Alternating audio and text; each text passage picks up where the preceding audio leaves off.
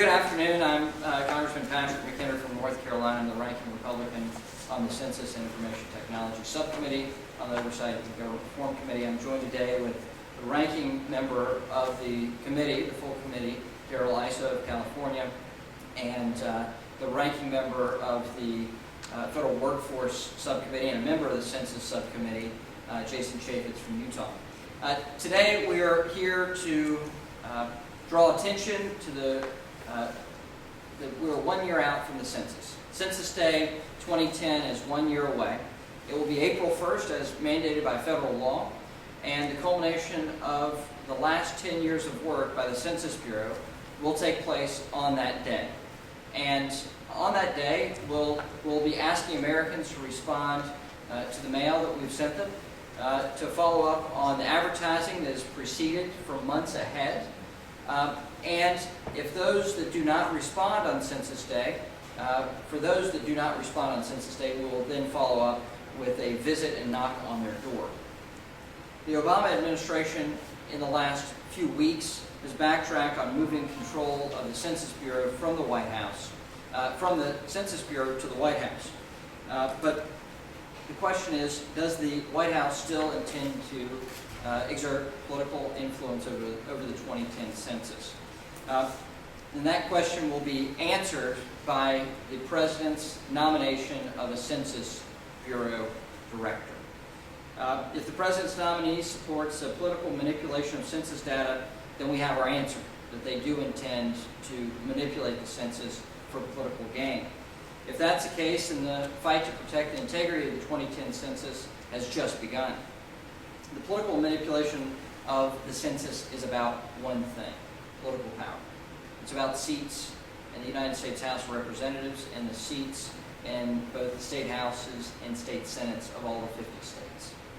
And the partisan adjustment of the census does not resolve the issue of an undercount of individuals in this country.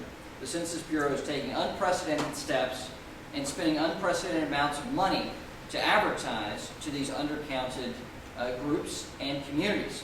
The partisan adjustment of the census does, however, violate federal law and permanently destroy the credibility of our country's statistical system. The Constitution is clear. It's a count, not an a count. To manipulate the census data, the White House will have to force its own Commerce Secretary to contradict his sworn testimony from confirmation hearings. Locke ruled out the statistical sampling used to manipulate the census and said no statistical modeling would be used, end quote. It would also force civil servants to act against their wishes and their own sworn testimony before our subcommittee. This leaves one thing. It leaves a politics of redistricting and the consequences of destroying the credibility of the census data. My point there is that if the White House manipulates the census, it will destroy the essence of the census.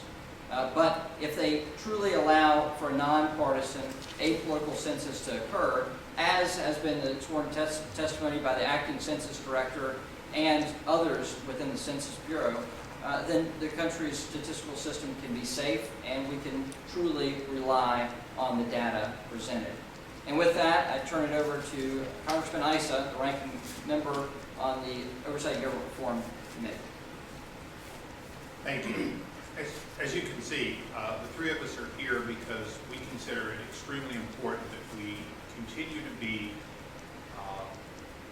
trusting in our census personnel to do the right thing if political influence is not asserted from the left or the right.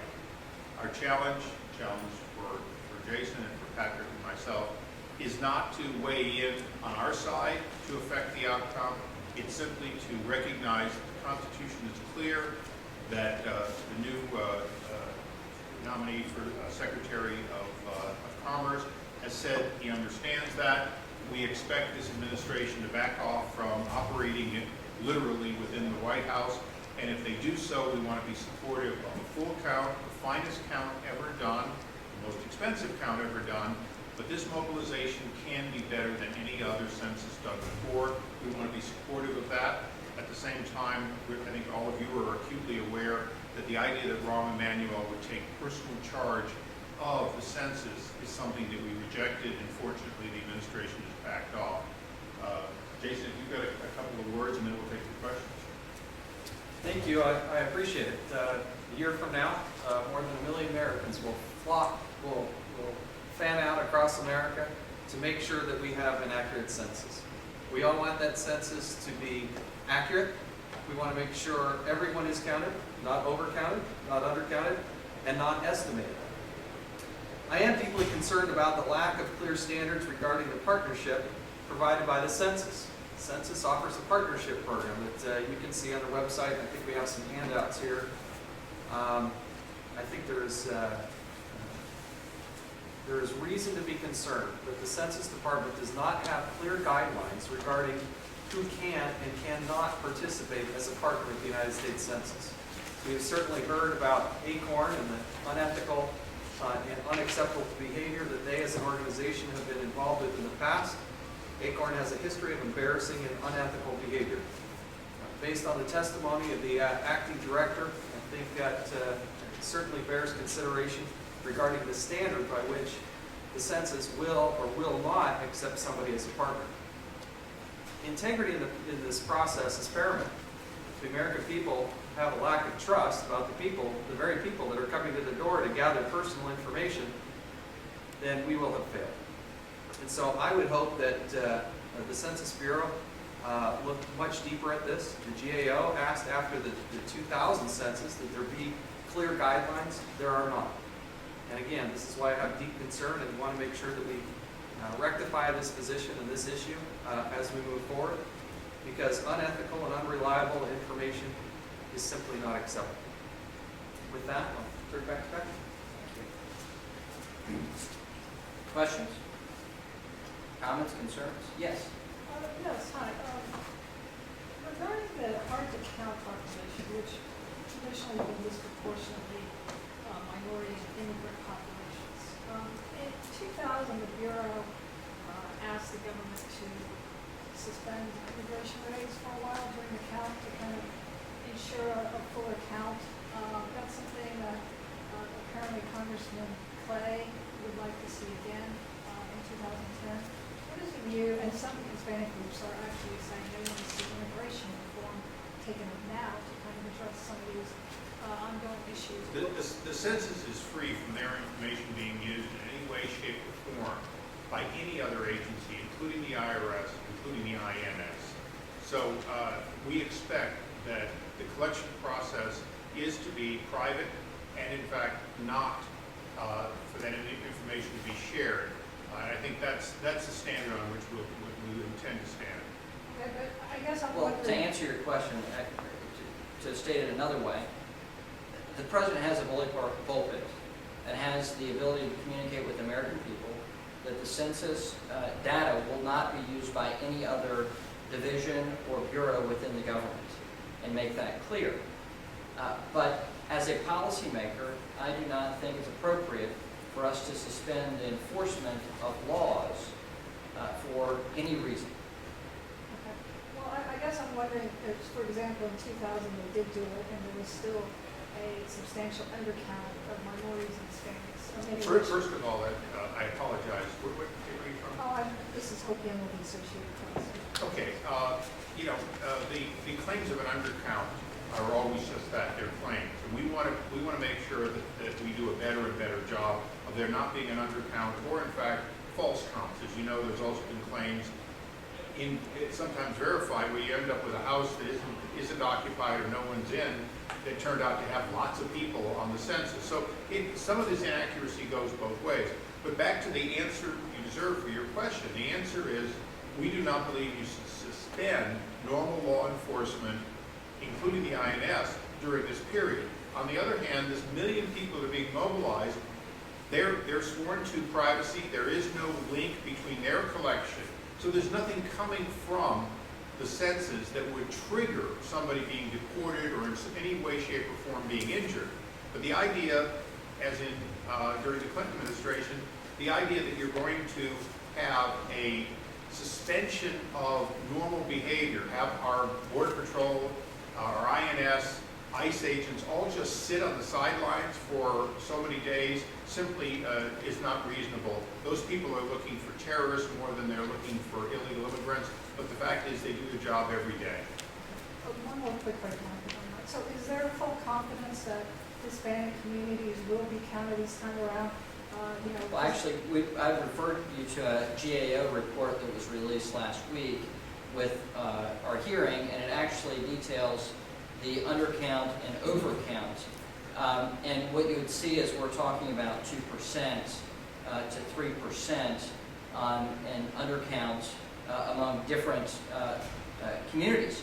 And so the magnitude of which you're talking, as Congressman Isis said, is just not as large as you're stating. And so what I would point you to is the fact that the President has the ability to communicate. We're spending tens of millions of dollars to communicate in targeted media. This is what our hearing was about last week, and I think it's appropriate. We have targeted media. We have partnerships in the community. There are trusted voices in the community. It could be a chamber of commerce. It could be a community group. It could be any number of groups within a particular community that will tell local populations that it's okay to answer the door, it's okay to respond to the Census Bureau because it's safe from, political manipulation, safe from use by any other division of government. Other questions? Yes. I have a question about the concern about the partnership program. Census workers who are actually hired by the Census Bureau are undergoing fingerprinting and background checks. Is your concern about the partnership program based on the idea that maybe that system is not airtight and partners? It's not airtight.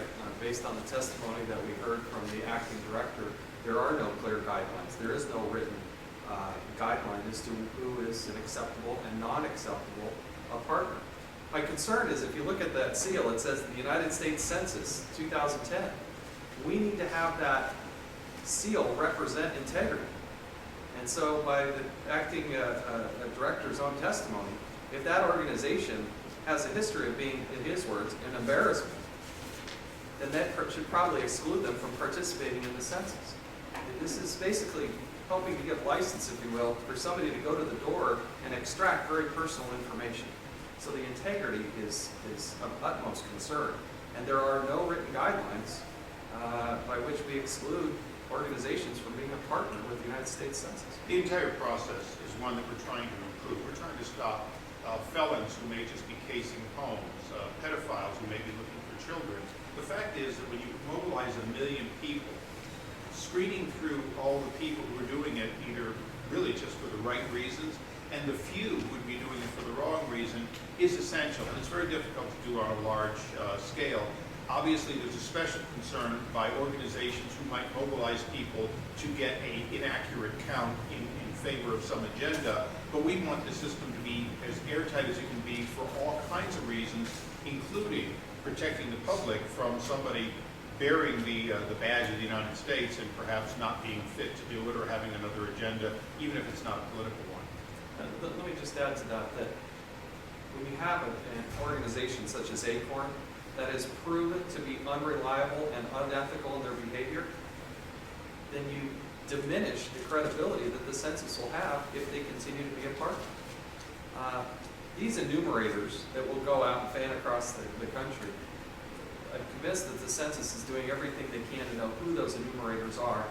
I was actually pleasantly surprised to learn that the penalty for somebody who knowingly and willfully tries to manipulate the census can spend up to 5 years in jail and be fined up to $250,000. So the penalties are severe.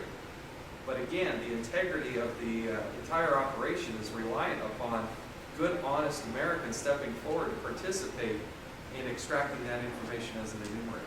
The people who are actually going to go knock on doors will have undergone a background check and a fingerprinting check, an extensive investigation of any criminal record that they may have. Is your concern that that system itself is not airtight and people with criminal records are going to be... No, actually, this is a concern by Congressman Maloney, who raised this concern about having to go through the process and the time it would take. Well, we passed a federal law, and the Census Bureau obviously wants to comply and be a part of this, to make sure that system is airtight. Because they're very aware if you have one bad apple, it could have a chilling effect on people answering their door, which could further lead to a larger undercount. Look at the third bullet point on the thing I handed out to you. It says, right now, Acorn is a partner. Provides space for testing and training of census employees. I think there are masses of Americans who would be scared to death to go into an Acorn office to be trained as a partner under the partnership rules.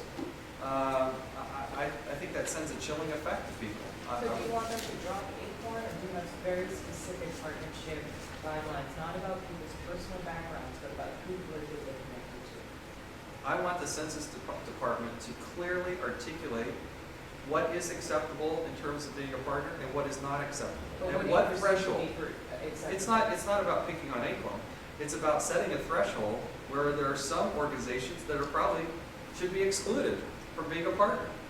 And it was something that came out in the GAO report after the 2000 census, that there need to be clear guidelines, and there aren't. I think that's unacceptable, and it needs to be changed in the very near future, so that we're not randomly picking for political purposes some organization here or there. There should be guidelines. But when you have a history of voter fraud, you have a history of unethical behavior, when you have the chairman of the Judiciary Committee wanting to call hearings to investigate Acorn and their voter fraud, I think that would give rise, from both sides of the aisle, that this is an organization that has participated in nefarious activities. And it's not just Acorn. There could be others out there that maybe aren't so visible. That's the concern. Anybody else? Yes, sir. Have you heard anything from the White House or from other administration officials that sort of put to rest the concern that the White House would be overly involved, or is there anything that you could say or that would put that? The White House has been very silent on this. However, now Secretary Locke was specific in his confirmation hearings and was questioned before the Senate Commerce Committee, if I'm correct on the committee. He was questioned directly about the political manipulation of the census and statistical adjustment as well. And he gave pretty strong answers in terms of his belief that the census should be free from political manipulation or White House meddling. But Does that satisfy? Does that satisfy the rest of the there are other individuals who could answer for the White House. The Chief of Staff and the President could allay these fears by stating clearly, to the opposite effect of what they assured some of their Democrat members of Congress. And Democrat members, a few Democrat members of Congress had these meetings. You've got better sources than I do, obviously, on these meetings. But what we understand from those meetings is the White House intended to have major involvement and oversee the census directly. It would be good to hear from the Chief of Staff, Rahm Emanuel, and the President himself, stating clearly that they will not manipulate the census. Yes. With essentially no leadership right now and some questions about, say, technical issues in the field that handheld devices are going out to collect information with, do you feel fully confident that the census is going into this? You're prepared for what's to come? Well, we've asked in the hearings that we've had before our subcommittee, we've asked directly, are you prepared to go and see through this census, whether or not there's a director appointed or not? And they've stated clearly that yes, they're prepared. They have the funding, they have the policies in place, and they're ready to go. The GAO report has raised some concerns. Congressman Chaffetz has touched on the partnership concerns to make sure that those folks are held to high standards. But otherwise, in terms of the funding, in terms of the ability to communicate with a budget that is commensurate with that, with the ability to have a full staff, they're ready to go. And the acting director, Mr. Metzenberg, is fully competent to carry through this census. Thank you, everybody. Thank you all, appreciate it.